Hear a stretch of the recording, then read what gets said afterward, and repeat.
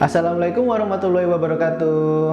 Berjumpa lagi dengan saya Yuda di channel Saatnya Bermain. Pada segmen Edu Story kali ini, tetap di channel Saatnya Bermain, saya akan membahas tentang apa sih penyebab dari anak menjadi anak berkebutuhan khusus. Tentu menjadi suatu pertanyaan bagi parents. Kenapa ya anak ini menjadi anak berkebutuhan khusus? Faktor apa saja sih yang mempersulit anak untuk belajar?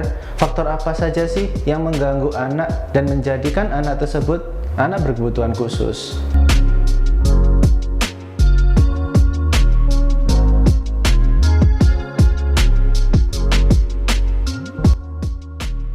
Nah, sebelumnya, apa itu anak berkebutuhan khusus? Anak berkebutuhan khusus adalah anak yang memiliki perbedaan dengan anak-anak secara umum atau rata-rata anak yang seusianya. Anak dikatakan menjadi anak berkebutuhan khusus jika ada sesuatu yang kurang, bahkan lebih pada dirinya. Anak berkebutuhan khusus, dia juga memiliki karakteristik yang khusus. Mereka membutuhkan metode, pelayanan, dan peralatan yang khusus agar dapat mencapai perkembangan yang optimal. Bahkan beberapa anak berkebutuhan khusus, mereka memiliki kecepatan dalam belajar yang berbeda-beda dengan anak secara umumnya. Nah, menarik kan? Kali ini kita akan membahas lebih dalam, tapi jangan lupa subscribe, like, dan share ke semua sosial media parents. Siapa tahu nih, ada parents lain yang membutuhkan informasi ini. Nah, kita mulai ya parents. Apa saja sih penyebab anak berkebutuhan khusus? Anak berkebutuhan khusus terjadi dalam beberapa periode kehidupan. Yang pertama, sebelum kelahiran. Yang kedua, selama proses kelahiran. Yang ketiga, setelah kelahiran. Yuk kita bahas satu persatu.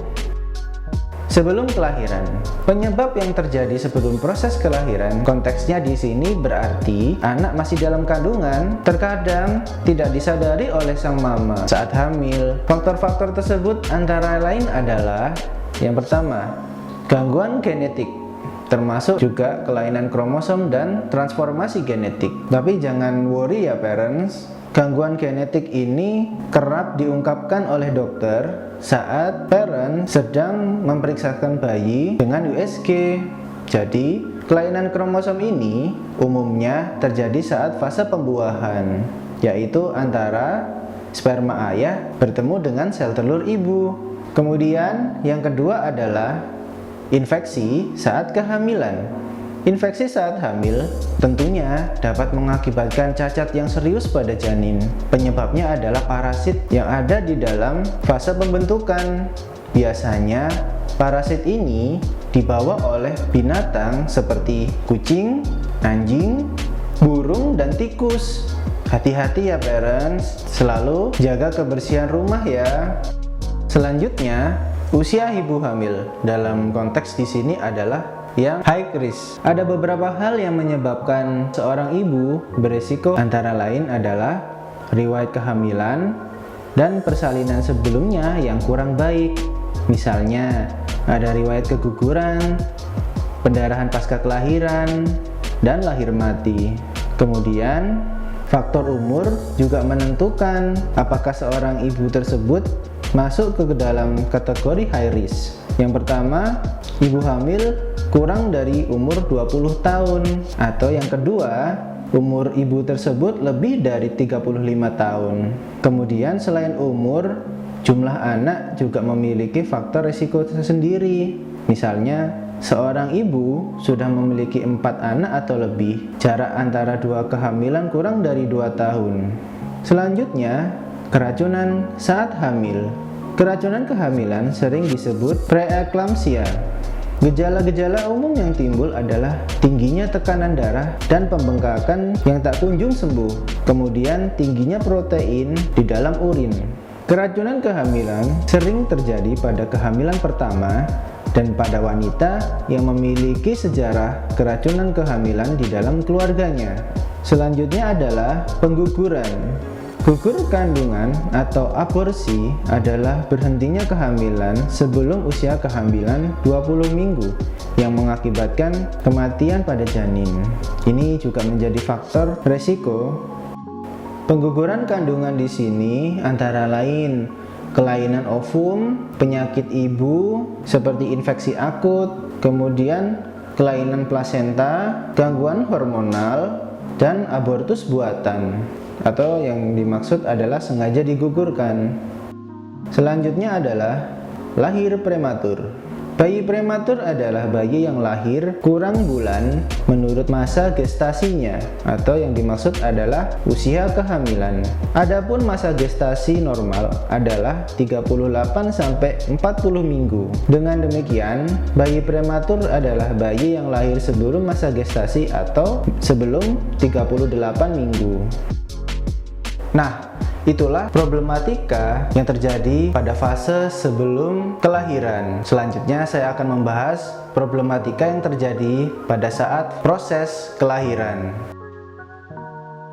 Yang kedua adalah selama proses kelahiran. Selama proses kelahiran yang dimaksud adalah fase di mana bayi itu sedang memproses keluar dari tubuh sang ibu.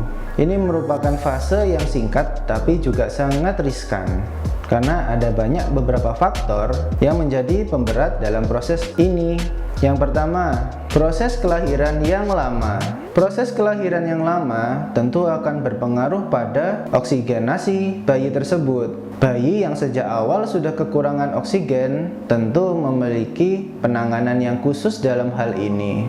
Saturasi oksigen tentunya akan berdampak pada kerja otak sang bayi. Jadi, hati-hati ya parents, pastikan saat proses kelahiran bayi tercukupi akan oksigennya. Berikutnya, kelahiran dengan alat bantu. Alat bantu kelahiran di sini, khususnya vakum, adalah suatu proses persalinan buatan dengan cara menghisap bayi agar keluar lebih cepat. Vakum dikhawatirkan membuat kepala bayi terjepit sehingga akan terjadi kecelakaan bahkan sampai menyebabkan gangguan pada otak. Berikutnya, kehamilan yang terlalu lama. Kehamilan yang terlalu lama di sini dikhawatirkan membuat keadaan bayi di dalam rahim mengalami kelainan dan keracunan, khususnya air ketuban.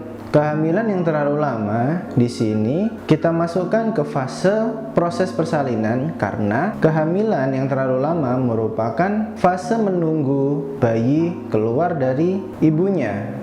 Kehamilan yang terlalu lama itu berapa minggu sih? Kehamilan yang terlalu lama itu lebih dari 40 minggu. Jadi parents waspada ya, jangan sampai kehamilan terlalu lama lebih dari 40 minggu.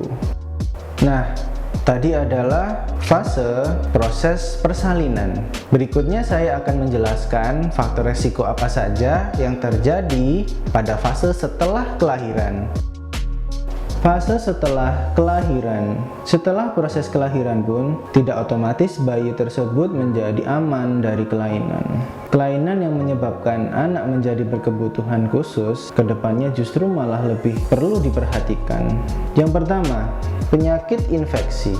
Penyakit infeksi di sini bisa dari bakteri maupun virus. Infeksi dari bakteri dan virus ini dapat menyebabkan anak menjadi panas atau demam, bahkan sampai menyebabkan anak kejang. Demam dan kejang pada anak tentu akan menyebabkan problematika pada otak anak. Selanjutnya, kekurangan zat makanan. Kekurangan zat makanan di sini artinya kekurangan gizi maupun nutrisi. Gizi merupakan unsur yang sangat penting dalam tubuh. Kekurangan gizi menyebabkan kelainan pada masa tumbuh kembangnya. Jadi, parent perhatikan ya, makanan yang bergizi dan nutrisi jangan lupa diberikan pada anak, walaupun anak kadang enggan untuk makan karena anak kadang tidak mau banyak makan atau disebut picky eater.